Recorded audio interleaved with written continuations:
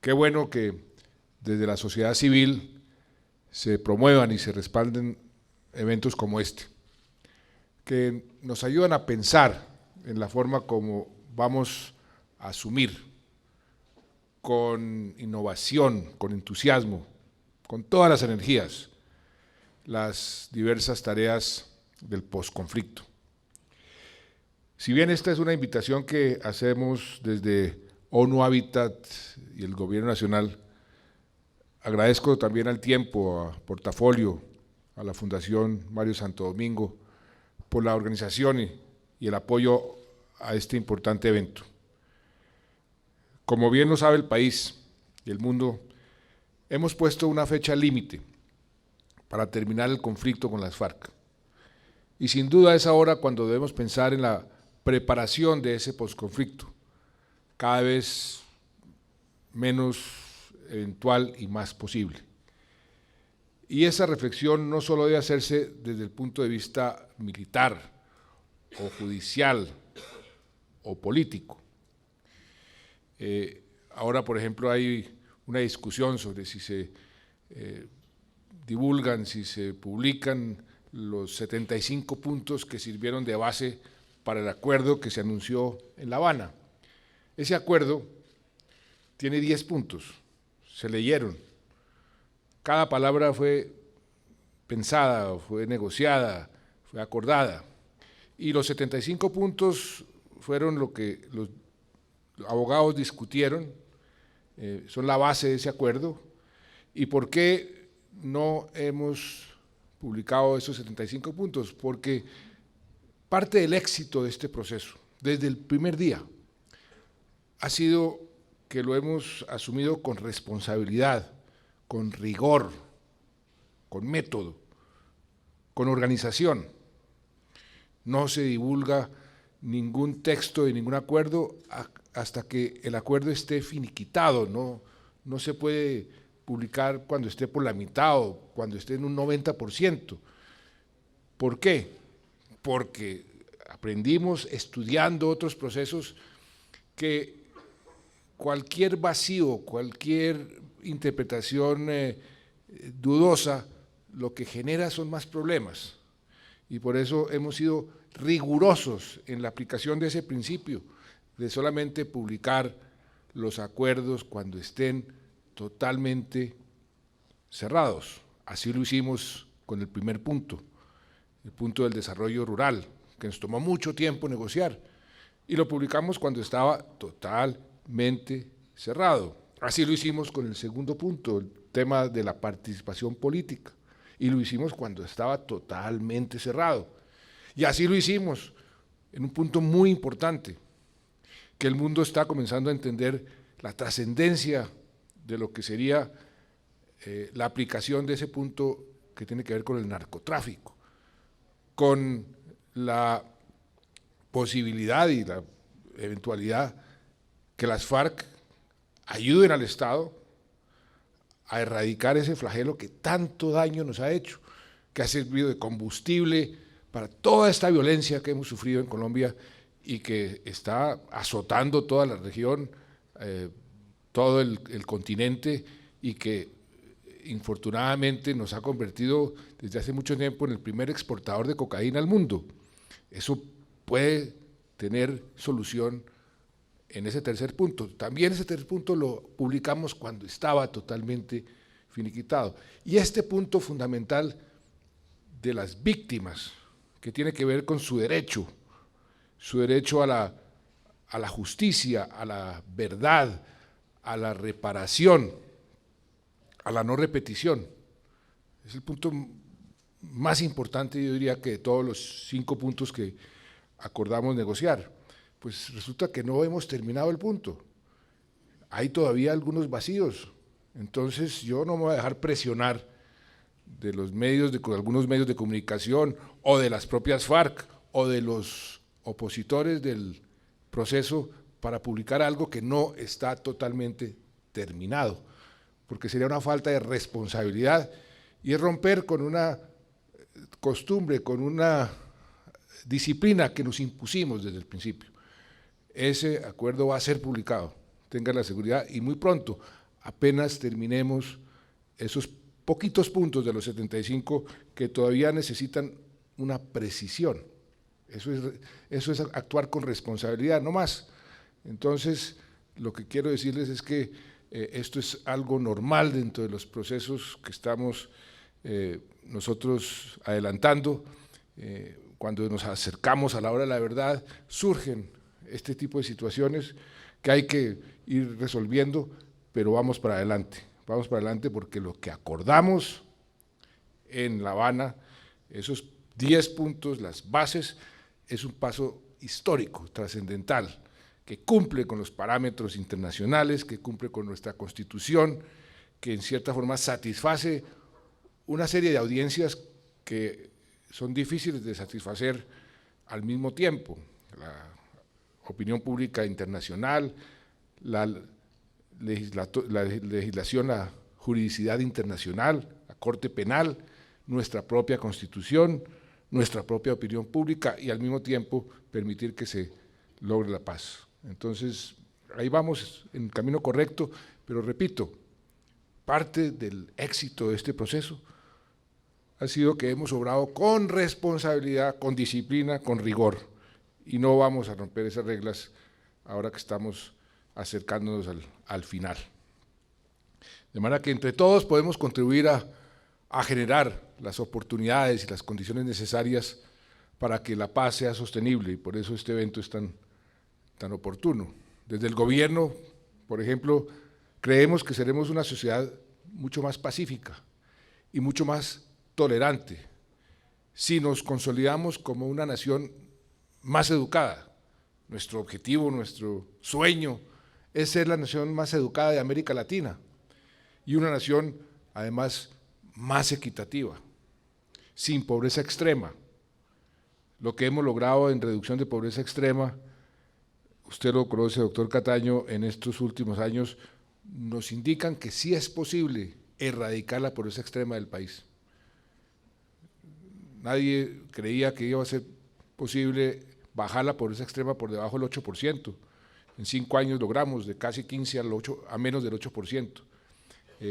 Eso nos indica que si hacemos un esfuerzo de aquí al año 2025, podremos cumplir con esa meta de desarrollo sostenible, y que fue uno de los grandes temas ahora en la Asamblea de Naciones Unidas, que es erradicar la pobreza extrema, sobre todo en un país tan rico como Colombia.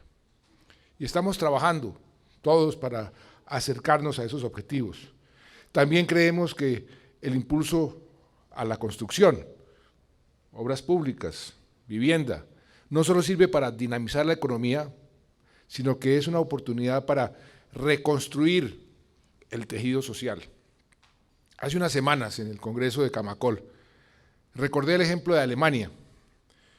Lo discutí además con la canciller Merkel ahora en Nueva York, en las Naciones Unidas, como ella viene de Alemania del Este y participó en esa reconstrucción, una nación que quedó absolutamente destruida por la guerra y con unas profundas heridas sociales, y renació de las cenizas en buena parte por el esfuerzo de reconstruir sus ciudades. Ahí, en torno a eso, se pudo reconstruir lo que hoy es Alemania, que todos sabemos que es de las naciones más poderosas del mundo. Nosotros, a diferencia de los alemanes, no hemos esperado a que se acabe la guerra para empezar a reconstruir y a repotenciar nuestra sociedad. Ya está en marcha, por ejemplo, el más ambicioso plan de infraestructura que hemos tenido en nuestra historia, vías, puertos, aeropuertos, que van a cambiar la faz del territorio y que nos harán más competitivos. Ustedes van a ver este país a partir de finales de este año en obra, en construcción. Ya en efecto se está comenzando a ver, pero realmente la parte gruesa de las construcciones van a comenzar entre noviembre y diciembre de este año. Y al mismo tiempo estamos adelantando una verdadera revolución en materia de vivienda, una política integral con programas e instrumentos para cada familia colombiana según su nivel de ingreso, su capacidad de ahorro, su acceso al crédito.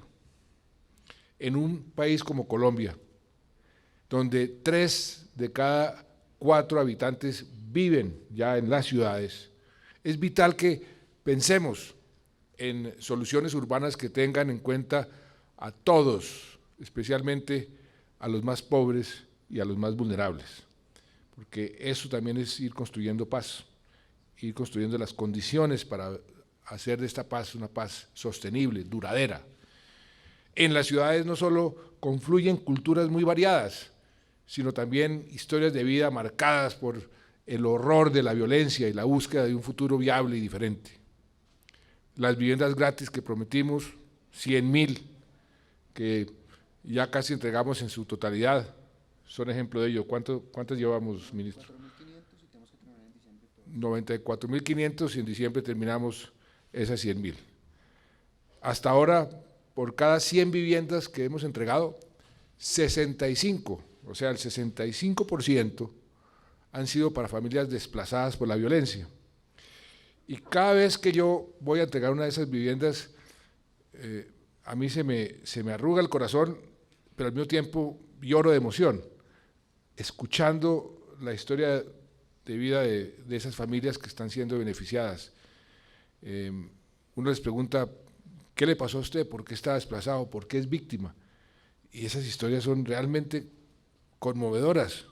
Esto no puede estar pasando en el país. Me acuerdo, eso fue en Neiva, un señor que llegó sin una pierna. Y le dije, pues hombre, ahora va a poder, y le dimos una casa en un primer piso. Y le dije, va a poder gozar con su familia ahora esta casa, lo felicito. Entonces me miró y me dijo, presidente, pues le agradezco enormemente esta casa y le agradezco enormemente que me haya puesto en el primer piso para no tener que subir escaleras, pero mi familia, infortunadamente, mis 2 hijos los mataron y mi señora también en la guerra. Entonces eso le arruga en el corazón, pero qué bueno que poder en parte resarcir ese dolor de esa persona y de esas miles, millones de personas que estamos tratando de reparar para que en este país podamos vivir en paz. Ese es un ejemplo de cómo desde antes de que acabe el conflicto comenzamos a trabajar para reconstruir el tejido social. Es que un país que ha vivido 50 años en guerra ha destruido mucho tejido social. Y uno lo ve, a veces no se da cuenta, porque a veces uno se acostumbra a las cosas. El país está acostumbrado a vivir en guerra. Todos los aquí presentes no han vivido un solo día de paz. Por eso entonces nos acostumbramos. Entonces no somos un país normal y tenemos que acostumbrarnos a ser un país normal, pero para ser un país normal tenemos que reconstruir ese tejido social, pensando en el mañana. Por eso nosotros comenzamos a reparar desde antes de terminar el conflicto a esas víctimas. No hace falta esperar a que se silencien los fusiles para trabajar en la paz. Eso lo aprendimos a punta de estudiar otros procesos y estudiar nuestro propio proceso. Desde ya podemos generar las condiciones que van construyendo y contribuyendo al posconflicto. Y lo hemos constatado y lo constatamos todos los días. Familias que han sufrido por la violencia encuentran más fácil el perdón. Eso es increíble. Eso he aprendido, es una lección de vida que he tenido yo personalmente. Yo pensé que las víctimas eran más reacias a perdonar que el común de la gente. Y resulta que las víctimas son más propensas a perdonar que el común de la gente. Eso para mí fue una lección de vida. Encuentran más fácil el perdón y el cierre de sus heridas, y sobre todo si hay algún tipo de reconocimiento, de recompensa al final del camino. Por eso ese concepto de la reparación en la justicia transicional es tan importante. Quien recibe una casa y ve hacia adelante mejores oportunidades de ingresos, de educación, de salud, tiene más razones para pensar en un futuro de reconciliación. Le queda más fácil reconciliarse, en vez de anclarse en el pasado, viviendo de sus odios, de su resentimiento, de su venganza. En general, no solo para las víctimas de la violencia, sino para los más pobres de nuestra sociedad, los más vulnerables, hemos ejecutado políticas de vivienda muy focalizadas, que reemplazó aquellos subsidios y cartacheques que la mayoría de las veces no se materializaban. ¿Cuántas veces no llegábamos a los sitios y me decían, presidente, aquí está mi cartacheque, ¿dónde está mi casa? Pues eso ya es historia del pasado. Hoy, en cambio, entregamos llaves, entregamos escrituras y casas dignas para convertir a miles de colombianos en verdaderos propietarios. A la fecha, teniendo en cuenta el trabajo de los últimos 5 años, hemos iniciado la construcción de más de 1 millón de viviendas y más de la mitad son viviendas de interés social, más de la mitad. Por un lado, todo este trabajo ha tenido un gran impacto económico y nos ha permitido sobrellevar mejor, mucho mejor que nuestros vecinos, esta difícil coyuntura internacional. Estamos viviendo una verdadera tormenta internacional. En estos años, si la economía ha crecido más que el resto de las regiones, se debe en buena parte a la vivienda, a esa política de vivienda. En los últimos 4 años, el PIB de la construcción creció entre 9 y 10%, siendo uno de los sectores líderes de la economía, y es un sector que a su vez empuja o jalona 32 industrias diferentes. Por eso es tan importante. Un economista muy famoso que ayudó a escribir un plan de desarrollo hace muchísimos años, Longchamp Curry, decía la política, las 4 estrategias, las 4, digamos, las 4 locomotoras de la economía, una de ellas era la vivienda, por eso. Pero también la vivienda ha tenido un impacto trascendental en la reducción de algo que para este gobierno es prioritario, reducción de la pobreza. Y nosotros estamos midiendo ahora la pobreza en diferentes formas. Una de ellas es la multidimensional, un indicador que es más exigente que la pobreza que solo mide los ingresos. Somos uno de los países pioneros en eso.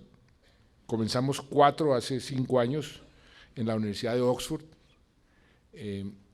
Ya hay 40 países que están utilizando ese indicador y ahora en Naciones Unidas nos invitaron a un foro, el primer ministro de Gran Bretaña, a decir, mire, dentro de las políticas de desarrollo sostenible, la reducción de la pobreza extrema, la política, él la llamaba que nadie se quede por fuera, que nadie se quede atrasado, leave no one behind, decía. Y el ejemplo de Colombia es un ejemplo muy importante para seguir. ¿Y cuál es ese ejemplo? Que nosotros focalizamos las necesidades de las familias, de las personas, y tenemos un sistema donde medimos cada necesidad y cuándo podemos decir que superó esa familia esa necesidad o esa persona esa necesidad. Y cuando cumple con una serie digamos, de requisitos mínimos, entonces se declara a esa familia o a esa persona como una familia que superó la pobreza extrema o la pobreza en general. Y eso nos ha dado unos resultados enormes. Por eso hemos sido el país que en estos últimos 5 años ha logrado bajar la pobreza más que cualquier otro país de América Latina y cualquier momento de nuestra historia. En 5 años hemos bajado 12% la pobreza en este país. Y por primera vez la clase media consolidada, la clase media se divide en 2. La clase media, digamos que del estrato bajo de la clase media, que tiene oportunidad, tiene posibilidades todavía de caer nuevamente en la pobreza, y la clase media consolidada es la que ya prácticamente no tiene probabilidades de volver a caer en la pobreza.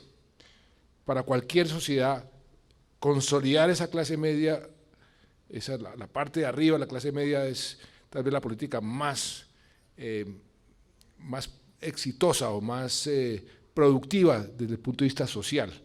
Y este año, por primera vez, esa parte de la clase media, o sea, la parte consolidada, superó en porcentaje de población a la pobreza. Eso fue un logro enorme para este país. Veamos unas pocas cifras a manera de ilustración. casi 2 millones de colombianos han dejado de vivir en hacinamiento crítico.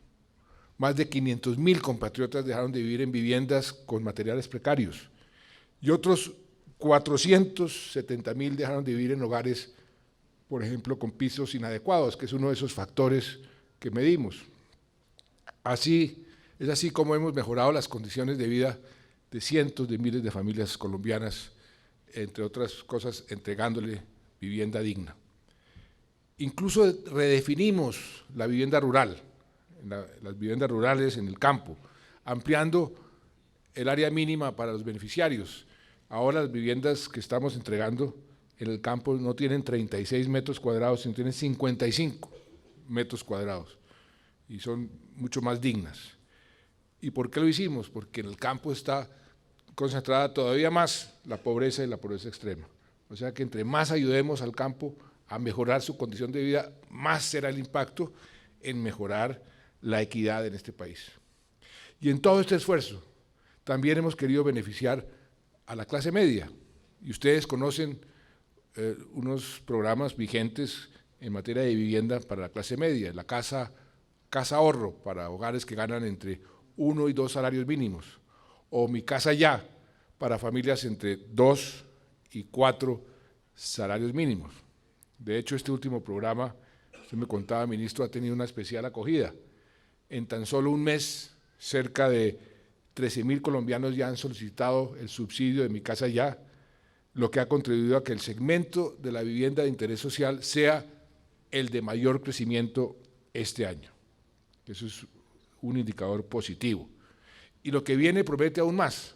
A la fecha hay más de 40.000 viviendas ofertadas en la página web de Mi Casa Ya. Y este programa tiene otro componente especial, y es que agiliza y hace mucho más eficiente la entrega de subsidios. Antes nos podíamos demorar 3 meses o más en aprobar esos subsidios, mientras se verificaba el perfil de los beneficiarios y además nos gastábamos casi el 5% de los recursos en el trámite administrativo. Ahora, siguiendo una recomendación de la OCDE, que es esa organización a la cual queremos nosotros pertenecer, que no es el club de países ricos, es el club de países con las mejores prácticas del mundo, y por eso estamos tratando de ingresar para seguir las mejores prácticas del mundo y compararnos con los mejores, y nos ha servido enormemente gracias a esa recomendación y gracias a la articulación con el sector financiero. Esa aprobación la hacen hoy en día los mismos bancos, luego de una verificación en línea, de manera que todo esto ocurre el mismo momento en que la persona está solicitando el crédito. Imagínense lo que eso significa, el cambio para una persona, que en lugar de que digan vuelva dentro de 3, 4, 6, un año, ahí mismo le entregan su crédito. Y no solo redujimos ese proceso de 3 meses a 20 minutos, o de 6 meses a 20 minutos, sino que nos ahorramos unos recursos importantes, más de 60.000 millones de pesos, que es lo que nos hubiera costado ese trámite administrativo de verificar las condiciones, de mandar a la gente, entonces ir a preguntar, todo eso hubiera costado 60.000 millones de pesos, por un cambio en la forma de operar. De otra parte, también está el programa de subsidio a la tasa de interés para las viviendas de interés prioritario y de interés social, el llamado FRECH, contracíclico. Ese es un sistema que se inició en la época de una crisis enorme que tuvimos, la más grave de nuestra economía en los últimos 100 años. Me correspondió a mí como ministro de Hacienda. ¿Y cómo salimos de esa crisis? Impulsando la vivienda, impulsando la construcción. Y este fue algo que nos inventamos allá en el Banco de la República con el Ministerio de Hacienda y que ha sido tan bueno que lo hemos venido repitiendo, que son subsidios a la tasa de interés para familias con ingresos superiores a los 4 salarios mínimos. Y la última novedad es el programa Arriendo Social, de aquí, el Fondo Nacional del Ahorro, para tener casa propia, que empezó a operar, doctor Augusto, la semana pasada. Entonces, la semana pasada, y está dirigido a afiliados del fondo con ingresos de entre 1 y 4 salarios mínimos. Y a través de este programa, la cuota inicial para una vivienda de interés social o de interés prioritario se reduce al 10%, y el 90% restante lo financia el fondo hasta 30 años, ¿no? Y con la tasa de interés más baja del mercado. ¿Dónde la encuentra mejor, como dicen? Entonces, una familia, por ejemplo, con un ingreso de un salario mínimo podría acceder a una vivienda de hasta 42 millones de pesos con un pago inicial de 4.200.000, 10% de 42, 4.200.000. Y la cuota mensual sería de 180.000 pesos, pero podría ser inclusive más baja, de hasta 120.000, con el subsidio a la tasa de interés. Eso es oportunidades para todos. Tal vez el logro más importante de todos los esfuerzos que hemos hecho a través de esta política integral de vivienda, que realmente, repito, ha sido una verdadera revolución, es que hemos avanzado hacia el fortalecimiento y la ampliación de eso que yo les mencionaba, la clase media y sobre todo la clase media consolidada. De manera que esa es la que, repito, no va a caer o tiene muy poca probabilidad de caer nuevamente en la pobreza, y qué bueno que esté hoy en un porcentaje más alto que los pobres. La meta de este cuatrenio es haber iniciado la construcción de 450.000 viviendas adicionales al primer millón, y eso será un aporte al posconflicto. Pues muchas de ellas serán para víctimas, para desplazados, que están viendo por fin reconocidos sus derechos. Una Colombia con condiciones de vida dignas, con salud, con educación, con deporte, con una selección que le va a ganar al Perú 2-0, ¿no? Es lo que esperamos, ¿no?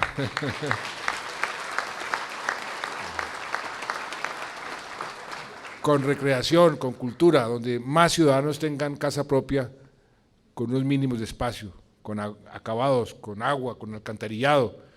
Lo que hemos hecho en agua y en alcantarillado, ahora que estamos sufriendo por la falta de agua con este fenómeno del Niño. 5 millones de colombianos que no tenían acceso a agua potable, hoy tienen acceso. 5.2 millones de colombianos que no tenían acceso al alcantarillado, hoy tienen alcantarillado. Ustedes, imagínense, uno muchas veces no aprecia lo que tiene, sino hasta cuando lo pierde. Aquí todos nosotros pues crecimos y vivimos con la posibilidad de tener agua potable en nuestras casas. Imagínense lo que es no tener agua potable en la casa. Y 5 millones de colombianos hoy la tienen. Eso es parte de esta revolución que estamos haciendo en materia social. Conexiones a internet en las casas. Les cuento una anécdota muy especial, porque muestra también las prioridades y que la gente entiende las oportunidades como son. Cuando entregamos con el doctor Henao las casas gratis, y pues lógicamente las personas lo aprecian enormemente y se ponen muy felices, pero cuando les decimos que van a tener una conexión de internet y que les vamos a regalar un computador, se ponen todavía más felices, porque les explicamos que es que los niños de esa casa van a tener el mismo acceso a la tecnología que tienen los niños ricos de Bogotá, o de Medellín, o de Miami, o de Nueva York, o de Tokio, o de París, porque el internet es uno. Y un niño en una casa de las más, digamos, de las más pobres, que hoy son dignas, que tenga conexión de internet y que los niños ya puedan conectarse al internet con una tarifa subsidiada, pues eso les abre unas oportunidades enormes y se ponen más contentos cuando uno les dice eso que cuando uno les entrega las llaves de la casa. Eso es el mundo de hoy. En ese propósito hemos venido trabajando con los alcaldes. ¿Cuántas casas hicimos en Valledupar, alcalde? Gratuitas fueron 3.000, pero con todos los planes que recuperamos que estaban siniestrados, estamos entregando más de 10.000 soluciones de vivienda en menos de 4 años. ¿Cuándo se había hecho algo parecido en Valledupar? En 20 años, del 91 al 2011, solamente sumando todos los esfuerzos de los gobiernos y alcaldes, solo se ejecutaron 4.200. En 20 años 4.200, en 4 años 10.000.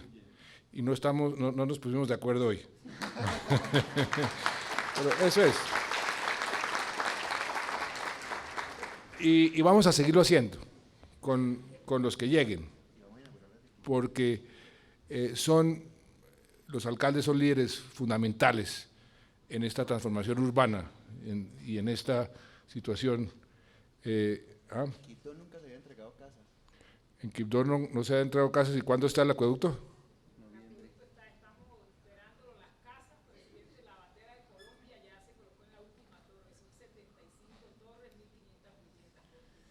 Por primera vez en la historia de Quibdó.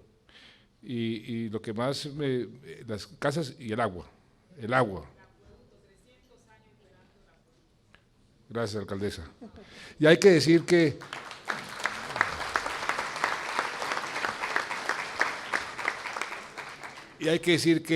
si logramos, como esperamos, el fin del conflicto armado en menos de 6 meses, la paz también va a incrementar y va a potenciar los beneficios de todo lo que estamos haciendo, en infraestructura, en vivienda, en salud, en educación.